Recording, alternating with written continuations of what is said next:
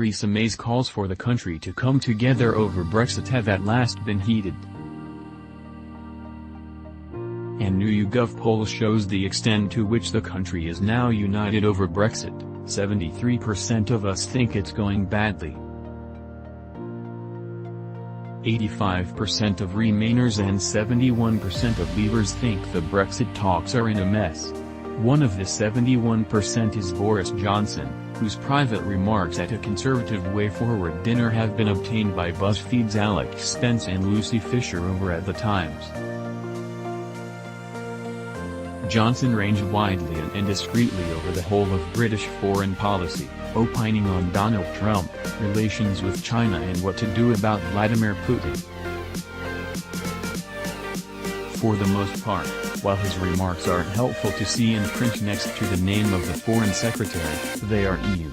More substantial are his complaints about Brexit, and his warning that it is in danger of not being the one we want, but instead becoming a Brexit in which the United Kingdom remains within the European Union's regulatory and customs orbit. And he's right, of course. Yesterday saw the publication of the government's draft proposal for customs post-Brexit.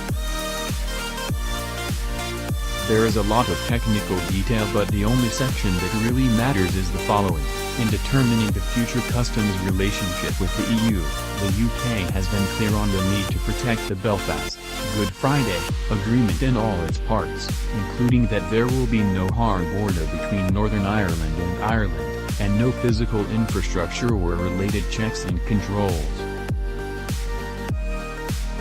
Upholding these commitments requires a joint solution on both customs, which is addressed in this paper, and an approach on regulatory standards, which will also need to be addressed.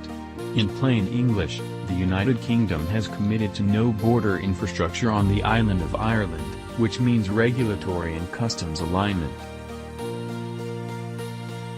It means a Brexit that keeps the United Kingdom close to the European Union on a suite of issues and severely limits the United Kingdom's post-Brexit freedom of action.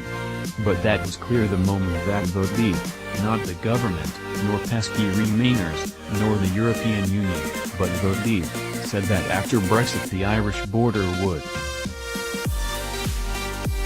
be as free-flowing as it is today, and used the then Secretary of State for Northern Ireland, Theresa May, to do so. There are a number of objections you can raise to Johnson's contention that the Irish border is a small issue, a tail that is wagging the dog in his charming phrase. But at least it comes close to acknowledging the real trade-off, which is that either you decide the Irish settlement is worth preserving in its current form or you decide that regulatory freedom after Brexit comes first. But Brexiteers have never taken that seriously, just as in the main most Brexiteers at Westminster and in the press have never taken Brexit seriously. Yesterday's back and forth about the border fallback and the need for it to be time-limited is a case in point. A fallback is, by definition, not time-limited but limited only by the question of when the fallback is no longer necessary. If you are renting a home after selling one to buy another, you don't bind yourself to ending your tenancy by a random date, but by the one on which you are able to move into your new home. The Brexiteer objection is just not serious. And to be bought off by a guarantee that the government expects the fallback to end no later than 2021 is not serious either. I expect my train to work to arrive at the advertised time, but it doesn't mean it will happen. Then you have the continual calling to plan for no deal, with no engagement as to what that would even mean, no panic over the compulsory purchases nor the increased Whitehall headcount necessary to make it work, and so on. The reason why Brexit is not working is that the Brexit elite are not serious. They have never taken the process seriously and have never seriously tried to make Brexit work. And if they want to blame someone for the way Brexit is working out, they need to look not to Downing Street, nor Remainers, nor the EU 27, but to America.